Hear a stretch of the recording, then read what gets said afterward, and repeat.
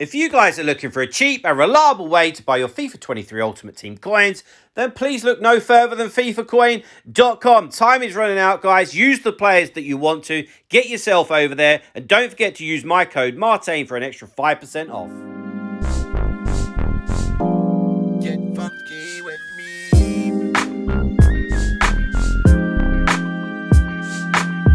1, 2, 3, and to the 4. What is up, my friends? Today is Friday, August 18th, and this is Season 2, Episode 81 and Episode 91 in total of Nothing But a Fut Thing, the show brought to you by a few friends in the fuck community, just like yourselves. I am your host, Kevin. However, I am not alone today. Joining me are my two co-hosts, John. What's good, everybody? And Vinicius Jr. Hey guys, what's up? Or Mr. Vinny, as you may want to call him. Yes, Martin, my brother, he has unlocked the king himself. And to talk about footies, the whole team that came today, Footies Team 5, we did bring along a guest. But before we get there, today, Footies Team 5 did land. Alongside it, we got the Chiesa objective, which if you guys did that out of position card or the Tots moment, then you'll know that he's a little special in game. So definitely check that one out. The cup came. At the end of it, you do get a Lacazette, which is very cool. So go ahead and take a look at that one if you're interested. A big SBC did come today. And along with that, we did get Tots put back into packs, which will hopefully help you get this done, as well as do the whole repeatable grind into 84 times 10s, into 85 times 10s, etc. And then once you get all those cool dupes, you got to have a place to put them, right? So we got Zinedine Zidane cover star. This one is not getting sent to an SBC. This card looks awesome, and we will talk about this one later on today. And we did also get a refresh on gambles. So guys, go ahead and take a look at those if that's something that you're into. I know you guys all want those top tier footies, but I did mention we did bring along a guest. It is another Martin. In fact, let me have you introduce yourself, my brother. What should we call you by, my man? So I'm MARTAIN88. So let's go with that one. Nice. Even my son will call me that now and again around the house. So yeah, let's go with that one. I love it, my man. Where in the world are you from? So London in the UK. Ooh, yeah, Nice. So that brings us to, what is the football club that you do support? Oh, I'm so pleased you asked that. So my team is Ipswich Town, and we are currently top of the championship. And it might interest you to know, as you guys are mostly over in the States, that we're owned by Arizona. I think Emergency Services Pension Fund, and the club has got about 13 billion to spend at the moment. So yeah, we'll be in the Premier League next year or the year after. So yeah, it's amazing at the moment to be supporting them, and I'm hoping that we can get some special cards in EAFC because we don't get many. Oh yeah, some town special cards would be cool, and you guys are clear of Norwich City by 2 points. I'm looking at the table right now, so well done to you guys. And sponsored by the one and only Ed Sheeran, which is pretty big deal, to be fair. Oh yeah, I mean we love us a little bit of Ed Sheeran, right? I mean, who doesn't, right? So let me ask you another question, my man. Usually we will ask you about your favorite FIFA and your favorite FIFA card, and I do want to hear about that. But before we get there, when did you first pick up a game of FIFA, and what got you into FIFA? Was it just love for the sport, or just love for games, or? Right. So the first ever FIFA that come out, which was just called FIFA, but realistically, I think it was like FIFA 93, and I was 5 or 6. It was on the Mega Drive, which for any of you any youngsters listening are going to be like, what is this guy talking about? But the Mega Drive was a console that was out like in the early 90s. FIFA come out. I've got 2 older brothers who are quite a bit older than me, and they loved it, played it. And yeah, I was glued to it. And so literally every game since then. So I haven't not played any FIFA game that there is. And I played up to a semi-professional level. I go and watch Ipswich every single week. So yeah, life is just football. So I think you get the idea.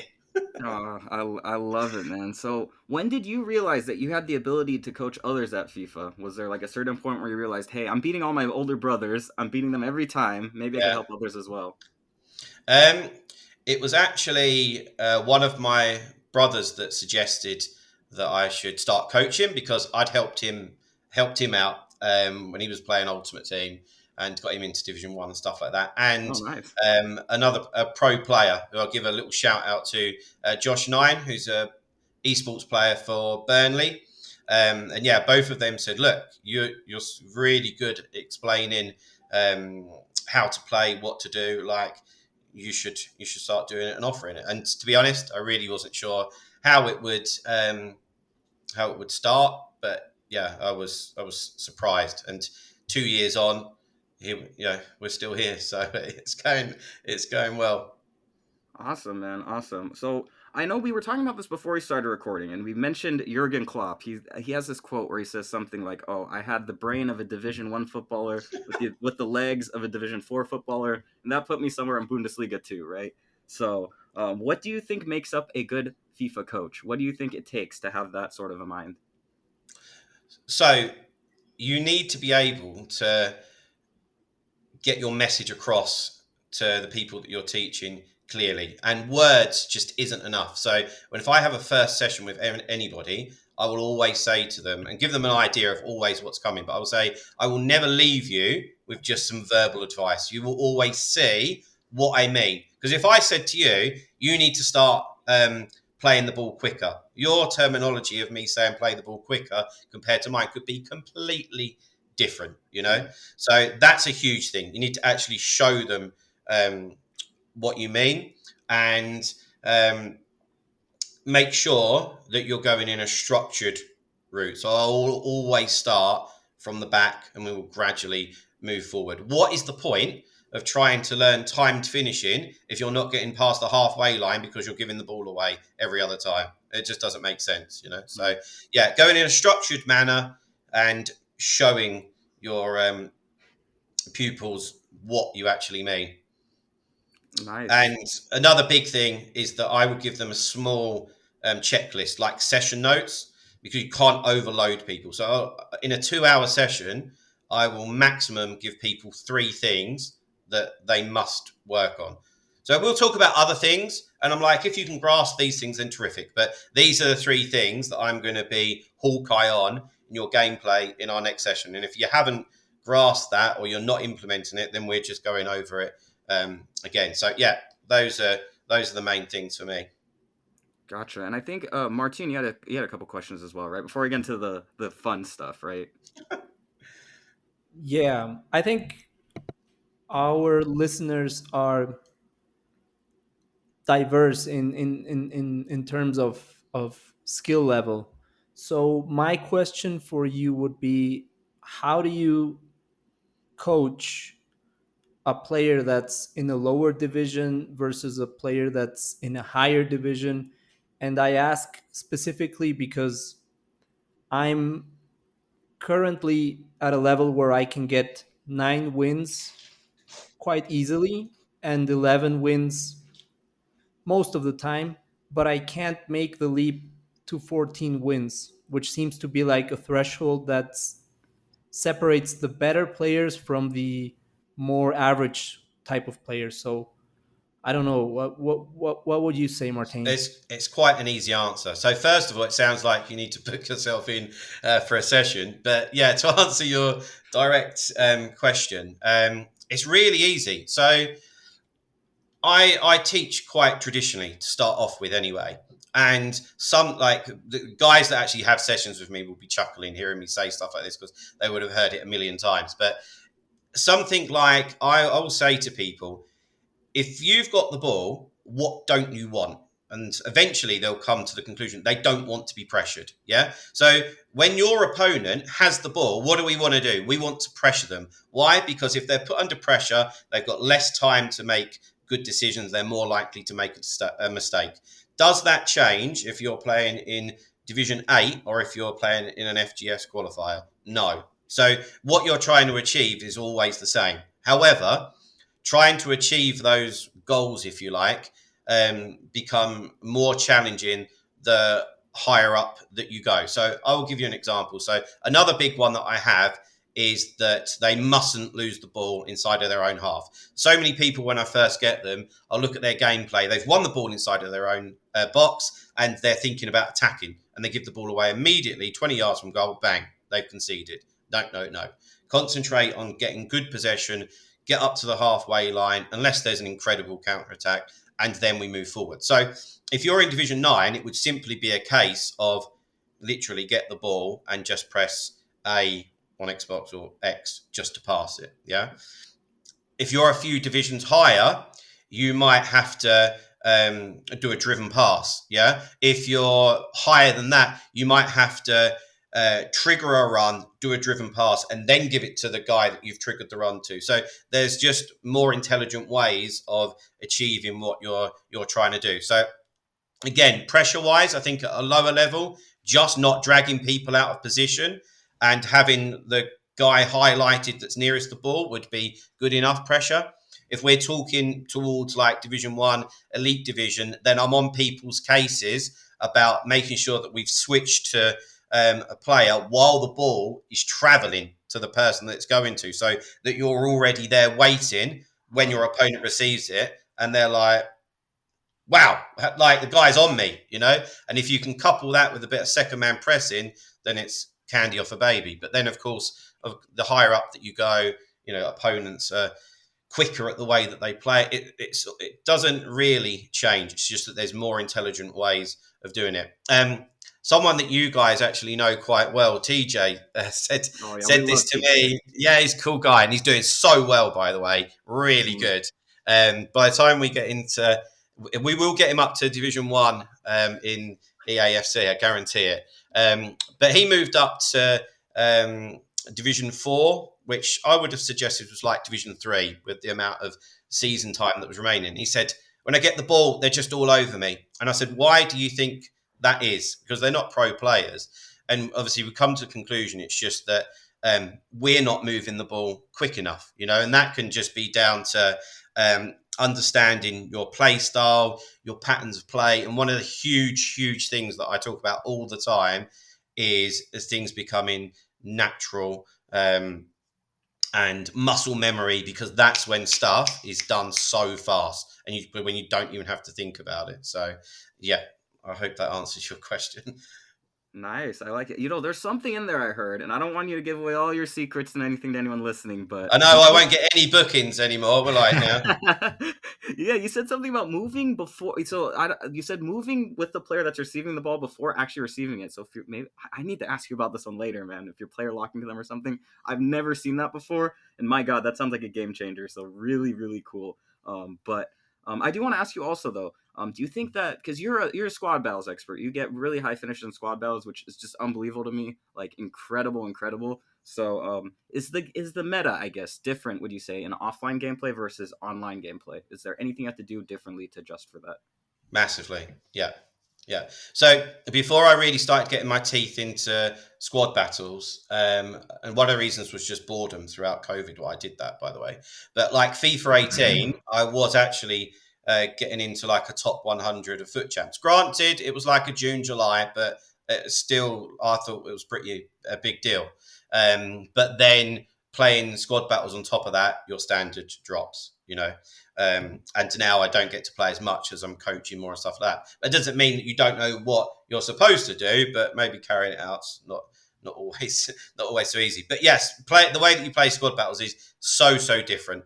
It's easy. I don't understand how people can't do it, basically. But it's a shame that they've got rid of the leaderboards. So I don't play it as much, but I played it about a month ago just to show people that you can still do it. And yeah, just the muscle memory is there. It's a lot of ball rolls, a lot of fake shot stops. You need very fast players with 5-star weak foots. And it actually helps probably with like the defending, because when you're playing on Ultimate, they have 99 rating, so 99 strength, 99 aggression. So the speed of which you've got to play once you win that ball back, I think that helps online. So yeah, but it's massively different. And I do know that squad battles is popular at the start of the game. People might not be wanting to play it, but they will be playing it. So yeah, of course, anything that people want to know, hit me up. Or I do sessions on squad battles as well. Or I have loads of tutorial stuff on YouTube at the start of the game. So some of the comments are quite interesting. Nice, man. Martin, do you have any other questions before we get into like the fun stuff as I referenced earlier? Yeah, actually, how did you realize that you could make a living out of coaching and creating content on FIFA? Purely the uptake. So when I first released, which was basically 2 years ago now, that I was going to be doing coaching, just purely the amount of, I didn't know how many people would get in contact. I didn't know how many sessions that they would have, and so it was just purely seeing the uptake. And yeah, it's kind of a bit of a revolving door. There's guys that hang around for a long time, and then there's guys that hang around for 3 or 4 sessions. But yeah, and I think obviously now as well, I don't want this to come across arrogantly, but I know that my coaching will improve anybody. Whereas at the start, you're a little bit tentative and you're not sure. But yeah, now it's just the confidence, and I think I'm more prepared to advertise it stronger because of my confidence in the coaching now. Whereas before, I would advertise it here and there whereas now any tactics video I do, I'll advertise it any chance, on Discord or yeah. So that's all it is. That's all it is. It's just volume of people.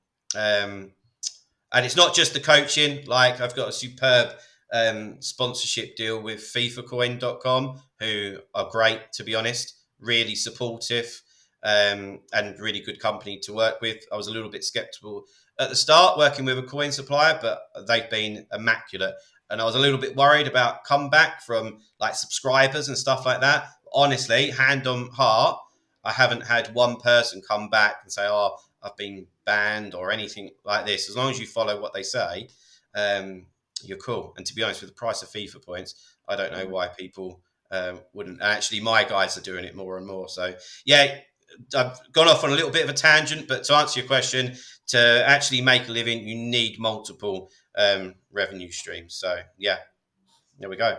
Nice. Would you have any advice? So I mean, I know I'm someone, for example, that I stream almost every day on Twitch, right? And I know that I see a lot of people, they'll come in and they'll be like, oh man, like how do you get out there? How do you get started? Like I want to put myself out there. Do you have any advice to anyone out there that may be interested in doing, maybe content creation or even coaching or something like that?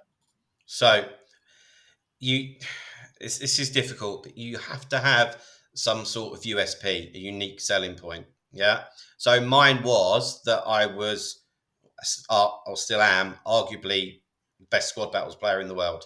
So I have this discussion with Josh. As I said, we speak a lot, Josh Nine, and we find that either you've got to be uploading something that people can't do, like finishing first in the world. Only one person can do that.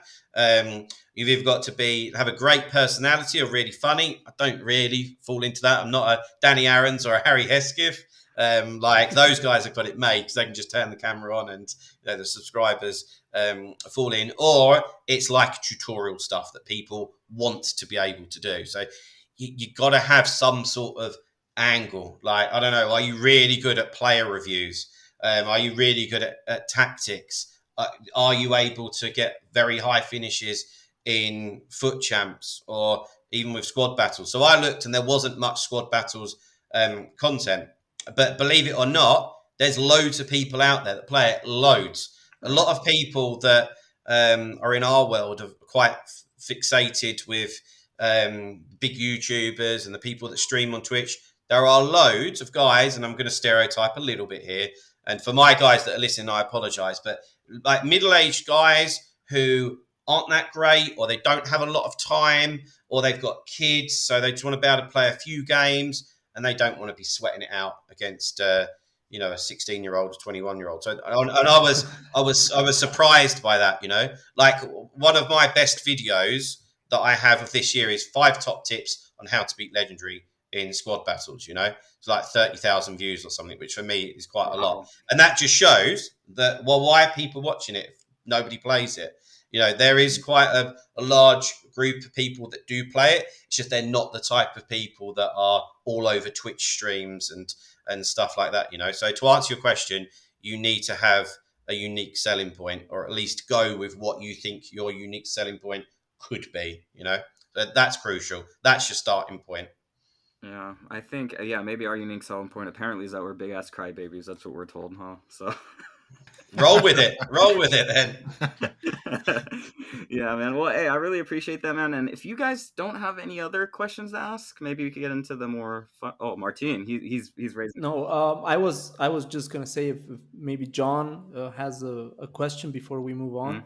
No, you guys pretty much asked all of them that I was thinking of. Martine, I think yours was probably the one I wanted to ask most, like how, you teach someone that's, a rank 3 player in foot champs versus somebody who's, trying to break into that 9 wins like our guy TJ. But yeah, covered that beautifully. So Yeah, and just to touch on the whole TJ thing, I think as a listener of Foot Me, which I am, it's been fascinating to see his progress and the way he's handled himself with the whole coaching thing, and I'm just so happy for him. That it's basically that I think playing better lets you enjoy the game Yeah. a yeah. bit more. I think so. I'm happy and congratulations to you for doing the coaching. And I want to add something else that I probably should have done. So where you're talking about TJ, and I've said to him before, his mentality is terrific. I've had a few Hmm. people where it'll be like a controller smashing against the wall. Can't teach people like that. It's a waste of their money and their time. You can have a vent for a couple of seconds, and then you've got to leave it, because with coaching, even if you're losing, you're still learning. And you're always going to end up losing, because you go to the next level, you start to lose, you get the hang of it, you go up the next level, you start to lose. So that mentality has got to be there. And I'm going to stress this again, just for your listeners, is that it's all about the muscle memory and it becoming second nature. So if you've been a Division 6 player and we've started to learn it, you can imagine by the time you get to Division 2, you don't even need to think about where your passes are going, who you're trying to hit. I don't chop and change formations either, because if you think about like your right stick switching, if you're playing a formation that you know inside out, that right stick switching when you're defending, you just know exactly where to go. And oh my God, on YouTube, I get so many comments about different formations. And it's like, guys, these formations and tactics aren't going to pick the controller up and win you the game. Without coaching, it's hard on YouTube. But really, the message that I'm always trying to get across is think about the kind of player that you are, what's your strengths and weaknesses, and try a couple of formations out that I would suggest. But the problem is on YouTube is that they'll all just skip straight to the bit where you actually tell them the tactics, and they won't actually listen to what you're trying to tell them. And then you get a message saying, "Oh, bro, these don't work," and it's like, well, they do, but there's no point playing 4-1-2-1-2 narrow and trying to get down the wings and put crosses in.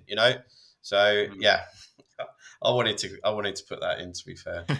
Nice. That's yeah. when you just hit him with the skill issue, TBH. Get with my coaching. Get my coaching. Yeah.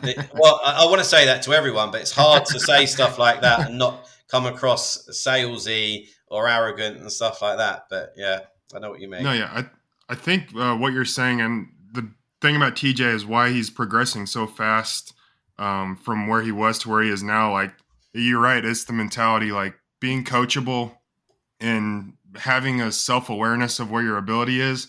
I see a lot of people, on Twitter or in Kevin's streams, calling the game rigged or whatever. And then if you would watch them play, you're like, well, you're doing a bunch of dumbass shit. So that's why you're not getting the results you want. So, self-awareness, being aware that you're not the best player ever and you have room to improve, I think is half the battle. So, yeah, the good old blaming the game. But everyone, yeah. everyone, even when I play foot champs, I'm a coach and I'll still blame it sometimes. But yeah, it's just a natural thing, isn't it, in the heat of the moment? So yeah. Yeah, I know I do that a lot, because I watch my gameplay back a lot of the times, and I'll watch it back and try and, just like pick out holes in my game, whatever, right? And a lot of the times I'll hear myself, because I'm streaming it, I'm going, oh my God, the stupid fucking game, it won't do this and this and this, the game's not working. And then at the end of the day, you realize, hey, if I didn't pull out my right back, my center back, my defensive midfielder and everything, so it's self-awareness, like John says, right, is very, very key. And I think also the ability to, like, I don't know. I think for a lot of people, they can't take coaching on board because I've always been a person that's very stubborn, I guess, right? So I think maybe for some people, what you're saying, that you need to be a little more open to these things. Yeah, I mean, we don't all know best, right? But And maybe. the other thing is I can be really harsh.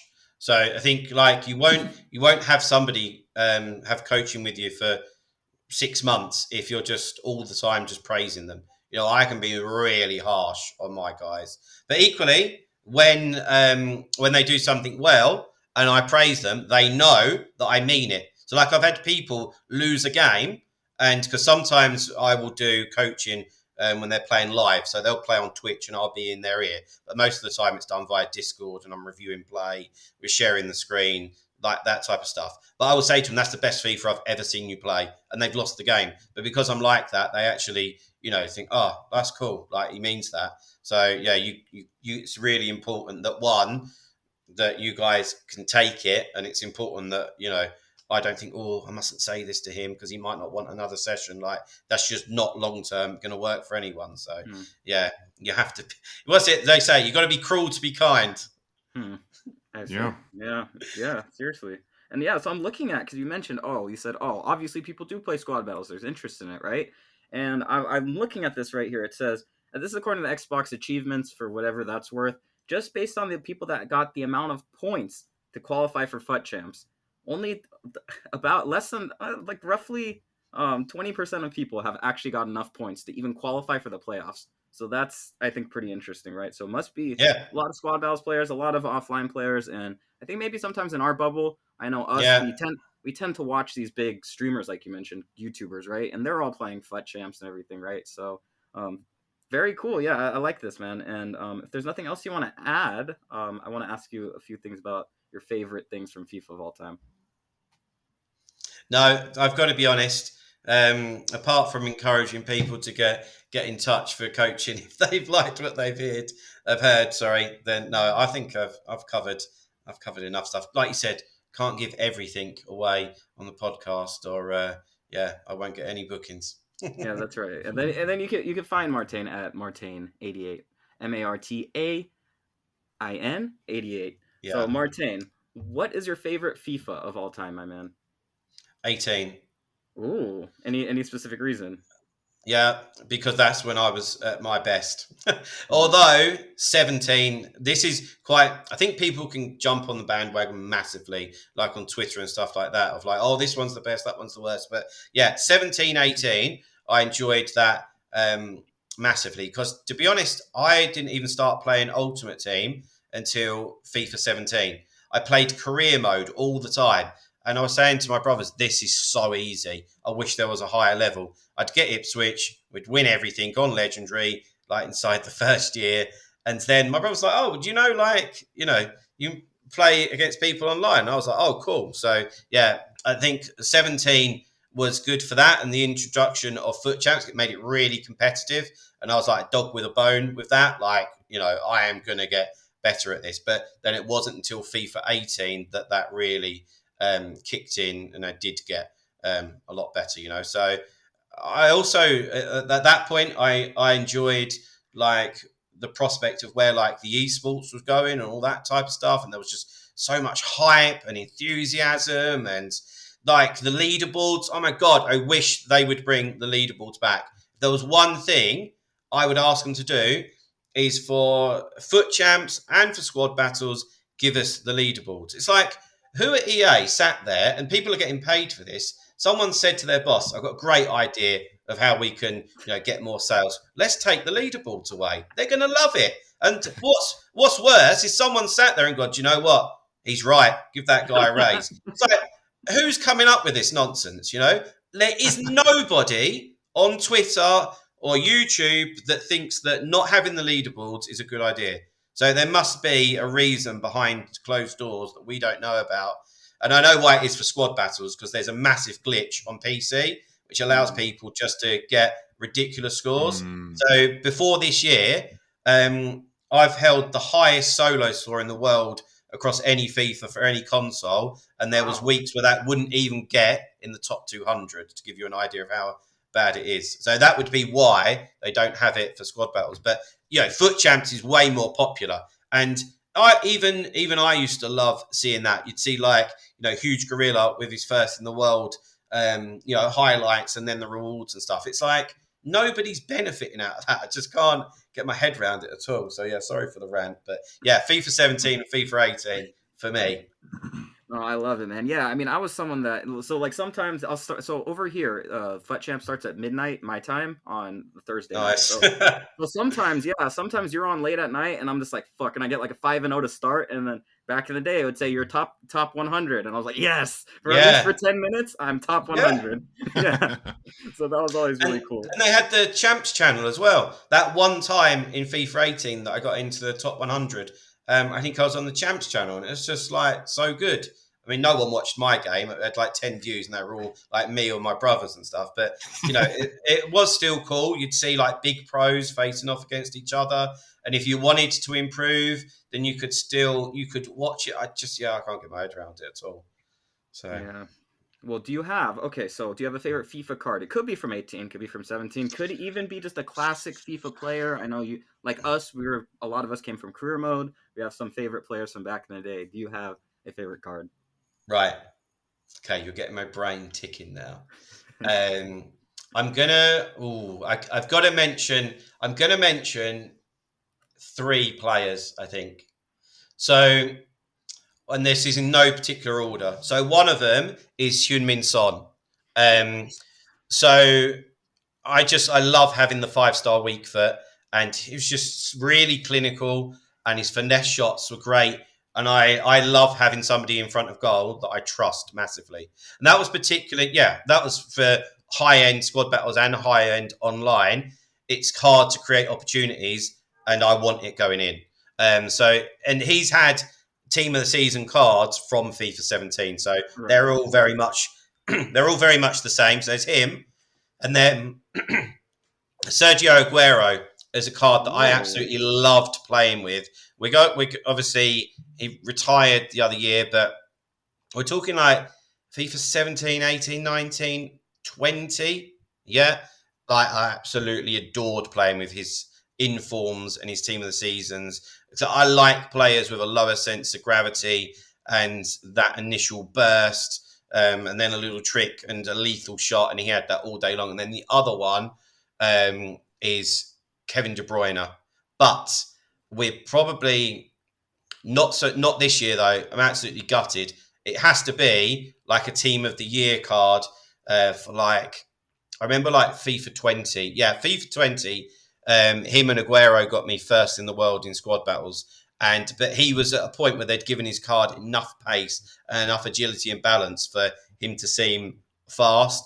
And like the way he could pass it, the way that he could finish it, there was magic. So yeah, for me, those 3 players, and I'd always strive to try and get them if they had good cards. That's something that I actually put a lot of trust into, like knowing the players that you're using, because if you're playing somebody of absolute equal ability, but you know the boundaries and the absolute boundaries of the players that you've got, then that makes a big difference. Like when I'm coaching, I'll say to somebody like, you could have gone a bit further with him. Like you paid all those coins for him and you're just stopping and passing it back. Like you could have got a guy for 10,000 coins that could have done that. So yeah, like I'm a big believer in knowing your players inside out. So yeah, those 3 for me. Nice, I like it. Yeah, and I like that point you have at the end there. Yeah, I think because a lot of times people ask like, "Oh, let me get squad suggestions," and at the end of the day, it's about for a lot of players when like you're choosing between 2 super meta guys, it's whoever maybe you understand or work with better. So I like that, man. If we were to bump into you in the street, Martain, which footballer would we be likely to confuse you for? We'd bump into you, we're walking down the street, and I go, "Oh my god, that is." Does it have to be a current player? Oh, anyone, all time. So test the ball knowledge. We're Americans, so. Do you guys know who Jan Molby is? Oh, we do. Well, I mean, I support Liverpool, so. Yeah, it would probably have to be him because I'm not a small guy. So yeah, and when I used to play, I played central midfield as well. So yeah, probably Jan Molby. That's not the sexiest answer by any means, but it's probably the most truthful one. Oh, well, a sexy guy for sure. A Liverpool legend. I'd have loved to have said Stevie G because he's my favourite player of all time, closely followed Yes. by Wayne Rooney. But no, that would be a lie. Well, actually, two footballers around here that we have great appreciation for, Waza and Stevie G. So I love it, man. Yeah, very cool. And thank you for joining us today, man. Really appreciate you. We're now going to bring in everyone else because I want to talk about footies and everything that came. But before we do all of that, let me ask you, Martin, what is your pulse, as John put it a couple weeks ago, what is your pulse on footies, man? Where are you standing right now? Are you happy with what's come? Because I know a lot of people were upset at first. They're in packs. They're like, what is going on here? What are I you saying, think man? I think that they've approached it differently this year. I think people only get upset when it's different to what they're expecting. But there's going to be a lot of things that are different to what people are expecting now that they are breaking away from FIFA. And I know this is still called FIFA, but they're experimenting with stuff. So I suppose I'd actually say that I quite like it because I do think that for people that are still playing this time of the year, just give them everything and anything. And they are really like just hammering people with these footies cards. But everybody's favourite player will be out there and released. So yeah, I think from that point of view, it's a good thing. You know, it doesn't matter at this point. You know, so yeah, no, I think a thumbs up to you. I like what they've done with the icons.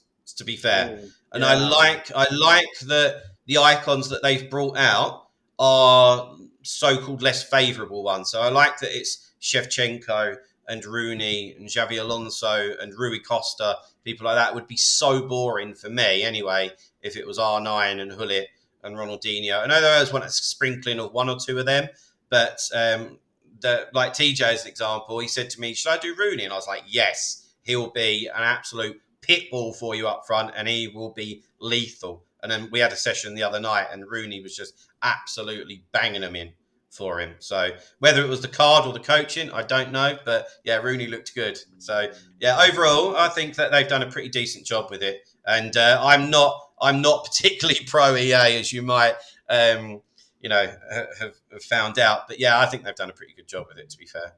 Oh yeah, we are anti EA around here. Yeah, take well, my sponsor is a coin site, so I don't think EA would particularly like me either. So yeah, feelings mutual. Well, I know we tore in the footies week 1, but then as we start to understand things, come to grips with the way things are going. I know you guys might definitely. I think our opinions have changed, right, guys? What are we saying, guys? What are we saying? Yeah, I think you're right. There wouldn't necessarily be all of these players out in a normals footies. Like we've gotten Coutinho in packs. I know I packed Jan Oblak like 20 times last week. I mean, not really 20, but probably like 10. Yeah. And so would we get all of these guys in SBCs? Probably not. I would honestly like to see more player SBCs. I know we didn't get one today. We just got the Zidane SBC. So I wish we saw more like individual player SBCs or even come out with SBCs of guys that you've already released in packs. That way they are accessible to everybody at the end of the game. Like I want a CR7 SBC and Mbappe SBC, Messi SBC. I think that would be probably the only thing I would change. But yeah, I've definitely come around to it. It's been fun. You're trying new cards out every week. That's one thing I get enjoyment most out of this game is trying out new cards. I tried out several last week, and I'm trying out several more. I know Kevin and I are loving this Cody Hakpo card that you got from the draft objectives. And I mean, he's a baller, dude. I'm playing in a 4-3-3-5 right now, and he's my right wing, and he just dominates. He's so much for fullbacks to handle with that size and speed. And yeah, I'm loving Wayne Rooney too, Martain. Yeah. And I can see why TJ does too. He's a pretty easy card to use, right? He's got a low center of gravity, like you like. That's easy to kind of left stick with. 5-star skills if you are able to utilize them, even better. And then the 5-star weak foot, like you're saying, you don't have to worry about what foot you're shooting on. You turn to the best shooting angle or the one that's most open, and bang, that's a goal. Like he's an auto finisher. So, yeah, I'm loving all of the variety so far too. So, what about you, Martin? I think what turned me off a bit about footies the first week, or maybe even a little bit of the second week, was maybe the pack weight or the possibilities to generate packs in order to get these footies cards. But these past weeks have been amazing with the menu grind, which I love. I love it. I could just sit there all day generating packs and Yeah. opening them. And I think the pack weight was turned up a bit these last few weeks, because I've seen a lot of people pack a lot of footies, and even some of the better ones as well. So I think the first week CR7 wasn't packed by many people, and I think that was a little bit of a turnoff. But then you have the likes of Messi or even Mbappe, who've been packed by many more people. So I'm currently very happy with footies and the game in general. I think the gameplay has been good, and in my case, that's a lot to say, because um, servers in South America, or I don't know, gameplay quality in general isn't the best. But I've been having a lot of fun. I found a formation that I like playing with and that I play well with. So I've been having a ball, and just achieving these objectives, like doing the Ronaldinho SPC, for example, was very big for me, because it's a huge SPC, and I got it done sooner than I thought I would.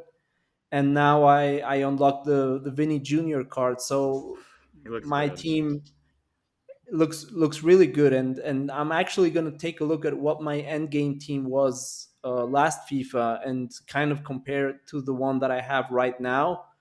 And it's probably not going to be that far off. The thing that probably changes is that I had like bigger names, Yeah. so to say. Last year I had Neymar and Mo Salah and Varane, etc. But now I'm playing with Koulibaly and Aderlan Santos, Oh, the Brazilian center back from draft, who I know you love him, Kevin, and I think it's an incredible card to play with. And Roberto Carlos, for example, he's awesome. I love him, and I don't know. I've just been having a good time, and I don't feel as if I need to take a break or stop playing, because I'm just having a ball. So yeah, I can't wait to get home to try out Vinny. So that's the amount of fun that I'm having.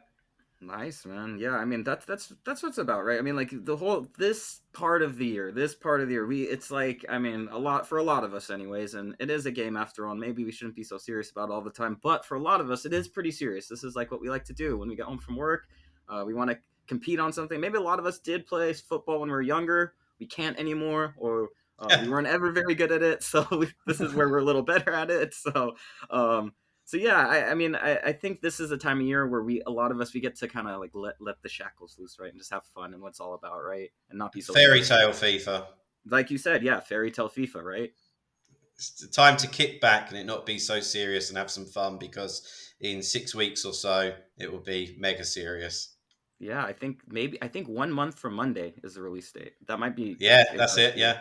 Yeah. Oh, yeah, and I just wanted to add that I think, well, the 85 times 10 is repeatable 5 times now, right? Yep.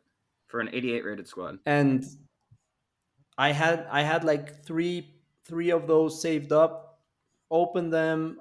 Well, I didn't get any of the footies cards, but I got a lot of high rated fodder, like a lot of it, and a lot of team of the season cards. And I think now is the time. I think during the next week, a lot of people are going to be able to complete some of the higher rated SPCs. I'm even going to start crafting Rooney, because I can do it now. So um, it's going to be a fun next week, I think. So I'm interested for what you just said about your team looking a lot different to what it would have done this time last year. And I wondered what you guys think, because a lot of people throw criticism that, oh, you play the same team every time. I'm thinking back maybe like a year or two ago, and it would be like Ferland Mendy, Varane, and Militao, and people would be like, oh my God, every team I play is that. And so with this separation from FIFA and this, I'd say, expansion of footies, I don't think that's a coincidence. I think they might have actually, believe it or not, heard what people are saying about that. And literally, this is the time of year where the people should just be having fun. And there is an abundance of cards that you could play with. Like, you could pick 20 starting 11s, and to be honest, there wouldn't be much between them. It's just who do you actually want to play with. So I think that's probably quite a good thing. I don't know what you guys think. Actually, Yeah, I think so too, right? I think for me, it is. Yeah. I think it's been a bit like that throughout the whole year. I think Yeah. there has been a lot of variety in squad building, I think, throughout the whole year. But now, specifically when it comes to footies, in my opinion, is the fact that we have these end game icons that are available. And I think icons are one of the coolest things Yeah. about playing FIFA. So having icons in my end game team really feels like an accomplishment for me. Yeah. Like I look at my team and I say, "Oh my God, that's beautiful! Xabi Alonso, what a beautiful man!" And oh shit, Dino, you're so ugly, but you're so beautiful at the same time. And That's what my wife I think says that to me. I think that's yeah. So I think for me it's the icons. I love them, and having like equally good cards available for like the same positions, so to say. I don't know. Like in my case, I was using Jadon Sancho footies last week, and I decided to use some of my dupes and do Rodrigo. But I think both cards are on a similar level, and uh, but they're not exactly the same. So you could see someone playing with Sancho and another person playing with Rodrigo, and I think both cards are quality. Yeah. Yeah. I actually I agree with that, and I think it's actually really cool that that's an option. I think for myself, I actually really like it. I like that guys like Muriel, I can either start or have in the reserves. It doesn't matter because I can chop and change, have some fun with it, throw some different guys in. For me, I think that's really cool. One of I don't want to be too negative here, but one thing I not for me personally, but I remember like looking back like FIFA 19 when I first got into FIFA, into FIFA Ultimate Team, like really hardcore, really got into playing it. My goal was by the end of the year to have all of the best players possible. I wanted CR7 in my team, the best version, not the gold one, which is the only one I was able to get my hands, whatever, right, for most of the year. Messi, the best version, could only get the gold one or the one below the version I wanted for most of the year, or Hullet or something, right, in my team. The absolute biggest names, and I worry maybe for some other players that maybe they're not going to be as attainable, because I look at my team last year, I have 99 Messi, 99 CR7, 98 Neymar, and if that's your goal, that does kind of suck, to be honest, because I think for a lot of people that is the goal. That's why these cards, even when they have identical stats to other cards, yeah, there you go, the money, right? So, I mean, I don't know. I feel like these are the ones that people go after, and they're worth the most for a reason. I don't know. What do you guys think about that? You're not going to have it both ways from EA. They're not going to give you all of this variety and not use it as an opportunity to make more money, which is why they've literally released what you'd consider the biggest players in world football at the moment. You know, CR7, Messi, Mbappe, Neymar, you know, and so there's still a reason to get FIFA points. Not in my opinion, but for other people there is. Right. Yeah. Just go buy I some think coins that's instead if you want them. No, right. Yeah, I think that's a big part of it. They're still trying to squeeze out every Oh, penny out yeah. of us right now. And I mean, you can't deny that, right? But, maybe more towards September. I think the game comes out mid to late September, maybe towards the end of this month, beginning of the next month. Maybe we'll start to see the pack weight just like dramatically shift up. and maybe they'll have those repeatable footies and icon player picks, and then maybe we can eventually, Kevin, like you're saying, you have in your end game squad, maybe we get those.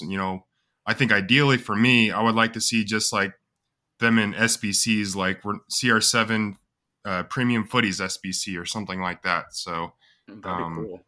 yeah, I'm gonna be a little bit optimistic, but yeah, I'm more in line with Martain. Like they're just trying to squeeze every ounce of money out of us still with the packs and stuff. And you want this CR7, you want this Messi, you want this. Even like I wanted Alaba, the center back from Real Madrid last week, and I couldn't get him. Thought about throwing on FIFA points, so they've got us by the balls still. Yeah. Oh, mine are in Vancouver for sure. I think the way it's gonna go is we're gonna have one final week of footies with the best of and the repeatable 85 times 10 or something like that. I don't know. That's what I would hope for at least. So even if it's not in SBCs, you'll have at least a chance to pack some of these cards, the best ones at least that have been released in packs right now. Yeah. No, yeah, that's a good point. Yeah, I'm sure they'll throw those footy cards back into packs, like all of them. Like, what do they do? Yeah. Like usually 2 weeks of this best of. So yeah, like I guess at the end of this month, early September is when I guess we'll see that. So because I think the season goes on for another week. Yeah. Right. Yeah. So at least we a week have or 2. 2 weeks. 2 more Yeah, weeks. it's 2 Yeah. We weeks have from- 2 more Yeah, weeks. 2 weeks. Because I know I need So- Penny in 2 weeks. I have to grind. I think that's probably gonna be the final week. Will probably be like a best of or something like that. Yeah. As Nick said, as Nick Watanabe said, he said a best of hopefully to come, right? So it would be very EA to do. But yeah, I mean, guys, I know that you guys have seen this team, right? The new team that dropped today. Is there any card that you guys want to try from it? Because I was looking at these prices and holy shit, Rashford's like 1.5 million. If I didn't buy all those 400k packs, I could have 98 Rashford in my team. Is there anyone that you want to try? John, is there anyone that you're looking at? Yeah, just like you, Kevin. Like it was fun doing those, but then again, like I kind of want to try this Rashford, and I would have easily been able to without buying like 500, 400k packs. But I think the guy that I'm most interested in, he's only 80k right now, and I assume that doing the 84 by 10s that are repeatable, and then I would imagine the 85 by 10, you can do it 5 times a day now. I would imagine maybe like 10 times. I believe it refreshes on Monday, so I think if I do all that, I can get this guy untradeable, and that's a guy whose flashback card I loved at the beginning of the year, and that's Radamel El Tigre Falcao. I hope I did that some justice, Martin. But Yeah, you did. yeah, That was perfect. Yeah, 4-star, 5-star. I just love Falcao. I've loved him playing with him in FIFA over the years. I've loved watching him play at Atletico, and wish he would have done more in the Premier League. Regardless of who he played for, I was really rooting for him. But 4-star, 5-star. I'm gonna enjoy him. He looks really, really good on an engine. Can't be lengthy. I think his flashback card was lengthy on an architect, but I think I still used him as controlled because I didn't really care or notice a difference. But I think that's the guy I'm looking for.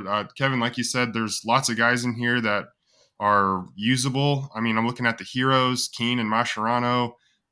They look really, really good and are really cheap. So lots of guys that I hope I pack over the week and can try out too. So anybody you're interested in, Martain? So a couple of the guys that I coach have already messaged me. They're quite hyped about Chiesa.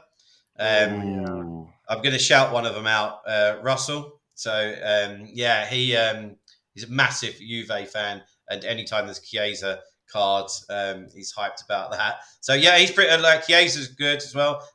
You touched on the heroes. I quite like the look of JJ Okocha actually. 5-star, 5-star. Obviously hero, and at the moment it's like 250, so he's going to be dirt cheap. That's just personal because I like the Premier League ex players, and I think for this time of year as well, where it's supposed to be having fun, I think of JJ Okocha and I just think like free spirit, put him on free roam or something like that. especially if Yeah. you're a skiller. And whenever I've played against him, like I don't know about you guys, but there's always certain players. Forget the stats. There's always a few players you play against. You're like, man, like this Mm. guy. But if you Yeah. buy him, he won't be the same for you. So yeah, Okocha fits that mold for me.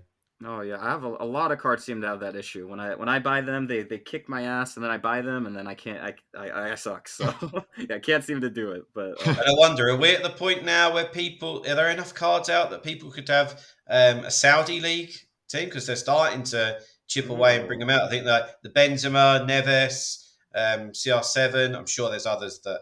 Koulibaly. Yeah. So Koulibaly. Yeah, you just pair him with that Hegazi. He was actually really good. There was some like Saudi Yeah. objective, and FUT champs, and dude, he tore it up, man. I like that guy. But Martin, is there any of these guys that you want to try out this week? Maybe we usually do the fuck, marry, kill. Is there one you want to fuck?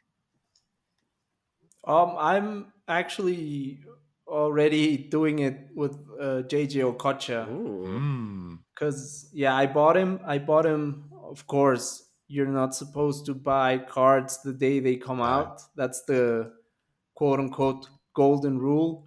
But at this point, I mean, coins are meaningless, and so I went ahead and bought him, and I'm using him as my left midfielder, and yeah, he's class. I love him, and I actually packed his World Cup hero, so I have a little bit of an understanding of how he works, so to say. But this card is a bit different. I think the work rates are better, high attacking instead of medium attacking, and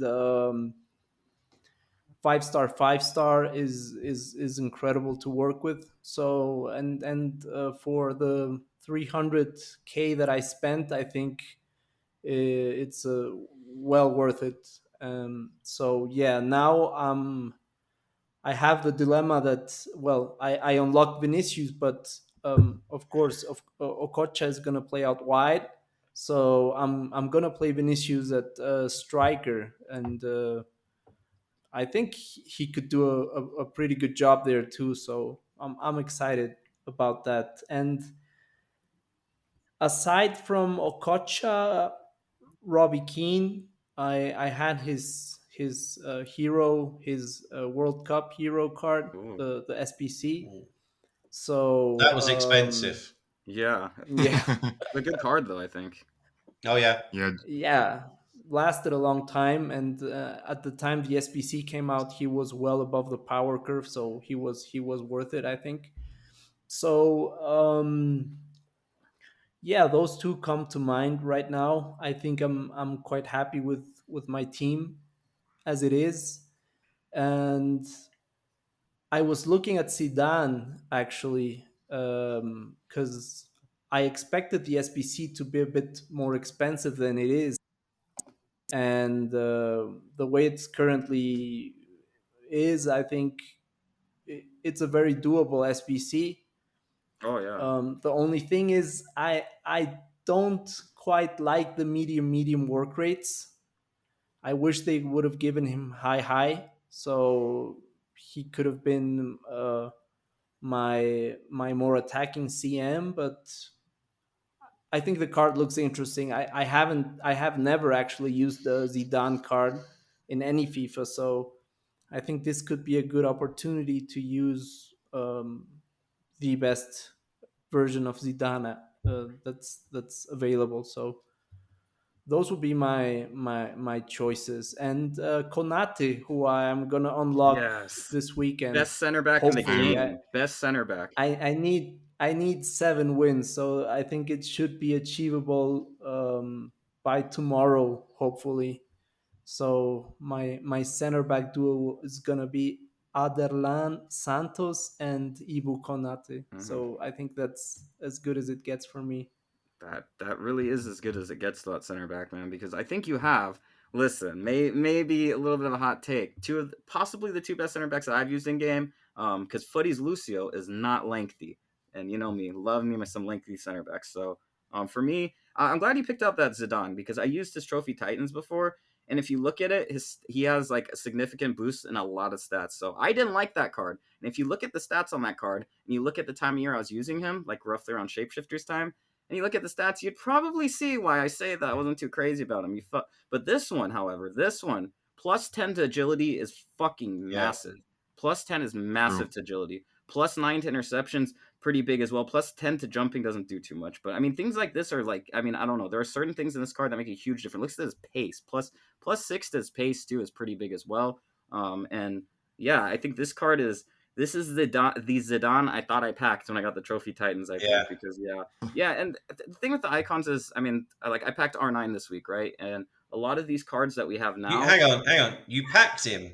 Yes, I packed R9 this week. Yes, I packed Trophy Titans R9.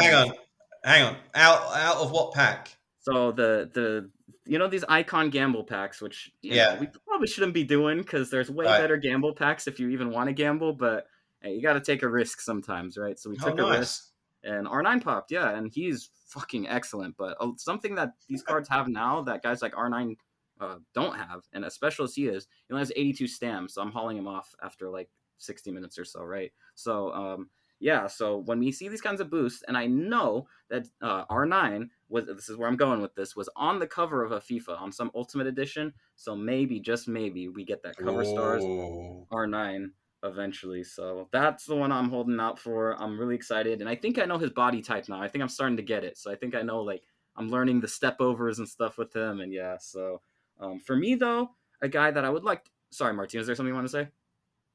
No. Once you're done, I want to sure. reference something. Yeah, for sure. So I was gonna say the one card I would like to try, not as attacking as Zidane, and a cheap one, so pretty realistic to try, pretty realistic to pack. This guy he had that dog in him that fights for the badge trait. What a fucking guy! And actually, anyways, this guy, when you put him next to, and this is a guy I currently have in my midfield, Xabi Alonso. Special things started to happen for Liverpool under Rafa Benitez. So we're going to go with Javier Mascherano, the dog himself. He's got that dog in him. We need him in the team. And he's actually wearing, it looks like on the kit, they take off all the sponsors and stuff, but it looks like from that 2008-9 season when he and Xabi Alonso, you could argue, were possibly the best double pivot in the world at the time, at least for 1 year. So on form anyway. So amazing footballer. Looks really cool, and if you used him early in the game, he was pretty like zippy in the midfield, so maybe something fun to try there. So I'm gonna go with Javier Mascherano. He looks awesome and affordable, so we could actually try him, right? Since apparently I cannot buy Rashford anymore because we bought all those 400k packs like a goddamn degen, which actually, I don't know, was kind of fun, but also now I'm feeling a little butthurt that I can't buy Rashford, so that's kind of where I'm at. Martin, what were you gonna say, man? Yeah, I was just gonna say what you said about R9 and having an understanding of how a certain card works. And I know Martin referenced this earlier, and John did as well. I think a couple of episodes ago, the Ronaldinho card. I found that he has um, a learning curve that you need to go through in order to use the card and have fun with the card. I don't know. I'm not a big skiller, but I see myself doing more skills, of course, because I have Ronaldinho now. And the first 5 games that I used the card, I was like, oh fuck. I spent all this fodder and coins and whatever, and I'm not gonna be able to properly use this card. And now I know the way he moves around the pitch, and I know the types of runs that he's gonna make, and it's just incredible. But I think certain cards are easier to use than others, and yeah, in this case, Ronaldinho is a little bit more difficult. And I think some of the icons have that in them, you know? They are a little bit difficult to use at first, but then once you get the hang of it, then they're the most fun cards out there. Yeah, as the kids say, R9 is mid, right? That's what they're all saying after that loan. So I don't know if people fully know this. I'm sure some people will, but I look at body type a lot, and what you'll find is a lot of the top end players and icons. If you was to go on certain websites, it would say unique, or R9's body type says R9. So they have their own unique animations. It means that theoretically, anyway, nobody else in the game plays the same way as that player. So yeah, it's natural that it takes a little bit of time to adjust, but that's why people look for body types and like seeing unique or stuff like that. Like the one that I'd throw out there is like Raheem Sterling, where he has that unique way of running with his arms up in the air type thing. Or you see CR7 with his long strides. So they all have these little quirky, and that's what I obviously said about earlier, like you said about learning your play. So like I really like Eusebio, and that's just because of his runs and the way that it just seems really clever and available, you know. So yeah, that's a really good point, and maybe some people don't really understand that. They think they can probably just chuck R9 or Ronaldinho into their team, dribble past 5 players, and smash it into the top corner. It doesn't work like that. But that's the reason why it takes a little bit of time to adjust to them, you know. Yeah, those guys aren't Yeah. your like average or high and lean or like whatever, right? So yeah. Yeah, exactly. And also the novelty factor that's there when you unlock a card, or when you pack a card, or when you buy a card and you put him into your team. You're, I don't know, instinctively trying to force the Yeah, ball to that player, Yeah. you know. So I found myself trying to give Ronaldinho the ball all the yeah. time. And but that's, yeah, as you say, that's not how it works. He needs to play, fit into the team organically, otherwise it's useless. That's really common. So I get obviously all the guys that I coach, and also with my Discord, where there's a few hundred people in it. I'll get messages all the time going, "Oh, this guy's rubbish. I've played 6 games, no goals," and I'm like, "But you always say this. Like, just give him 50 games, and yeah, sure enough, then they start to bed him because it's only natural. You're excited. You don't buy someone that you don't want to play with, do you? So you're Yeah. you're excited to have them in your team, and it's natural to want to like force feed them the ball and like see. But you're right. You've just got to let it play out naturally. Yeah, I know that a lot of the times when I'm trying out new cards, I'll like, you want to grab, I want to go check the goal return, see how well they're doing for me, and I realize, holy shit, they're scoring like 2 goals a game, and I realize, wait a second, it's probably because I see my new signing up front, and I need to get the ball to him all the time, right? And maybe I just Yeah. happen to match an opponent that can't figure out that that's what I'm doing. I'm overexcited about using Cody Hackpo, as John said, right? So.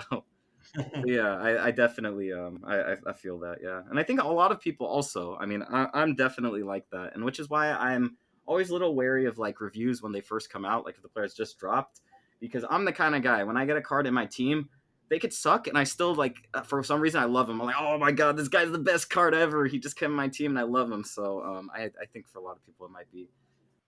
All righty. Well, I think that'll wrap us up. And unfortunately, Martain had to leave. He had to leave for the for the North Pole, as Kevin likes to say. Helping out Santa in July and August. But Martain, what a guy. I can speak for us all. What a guest. Ball knowledge off the charts, FIFA knowledge off the charts. Great guy. And I mean, if you followed along with our guy TJ Wiz's journey, the host of Foot Me, I mean, he was a 6-win guy on a good week, and now it sounds like he's hit 9 and 11 wins under Martain's tutelage. So that's insane props to him. And if you want to check him out, I believe you can find his YouTube page, Martain, MARTAIN 88 on YouTube. And I believe in his videos, he has links in there for coaching, if I'm not mistaken. So if you're interested in taking your game to the next level, hit him up there too. Yeah. What were you going to say, Martin? Yeah, you can also email him at martainfifa88@gmail.com if you're interested in booking a session with him. Awesome. Nice. Yeah, and honestly, that sounds kind of intriguing because it sounds like he's a very good coach, obviously knowledgeable from what he's talked about with us, and maybe being able to take my 11 wins, 14 wins to maybe get up to Kevin's level, hitting 16 consistently and beyond. So that sounds something I might be interested in. So, and if you are interested in that too, you can get in contact with them in the ways we just suggested. So again, thank you to Martain, and I hope to have him back sometime, maybe at the beginning of the year, and talk through some things he's seeing in the new game and EAFC, and maybe give some pointers for you guys. So I think that would be cool. But yeah, that'll wrap us up. Let's go around the horn. And Martin, where can the people find you on the socials? I'm on Twitter and on the NBAFT Discord at ChopSueyFC. Nice. Kevin? Yeah, and then you can find me on Twitter. I'm also on Twitch. I usually stream after this. You can find me at Kevin K. Foot. Kevin K. F-U-T. And I just want to say again, thank you to Martain. What a guy. And I was looking right now at his YouTube page. So if you want to find all his links, MARTAIN88, it's at the top of his YouTube. You can go find it all there. There's like a bio section with all of that cool stuff. So you can go find that all there. And just one more thing I wanted to mention, because John, I love when John says, let's go around the horn, because it just takes me back to my childhood watching Around the Horn on ESPN with Max Kellerman and then later Tony Reali. So very cool. Oh yeah, big Sports Center guy. But yeah, you can find me FC Bridges, FC_Bridges on Twitter, Twitch, Discord. Was able to finally stream once this week. Maybe we'll do it once this weekend. I think that might be on the cards. We'll see how things go. But yeah, awesome episode, guys. Really loved having Martain on. Thanks for setting that up, Martin, and hopefully we can have him on again soon. So, but just remember, guys, when this silly game gets you down and frustrated, hit up MARTAIN88 on YouTube. He'll get you right. He'll get your game right. Just come in with the right attitude, and he'll take you up to the next levels. And if you don't want to, that's okay too, because at the end of the day, it ain't nothing but a foot thing, baby. Take care. Peace. I like that. That was clever.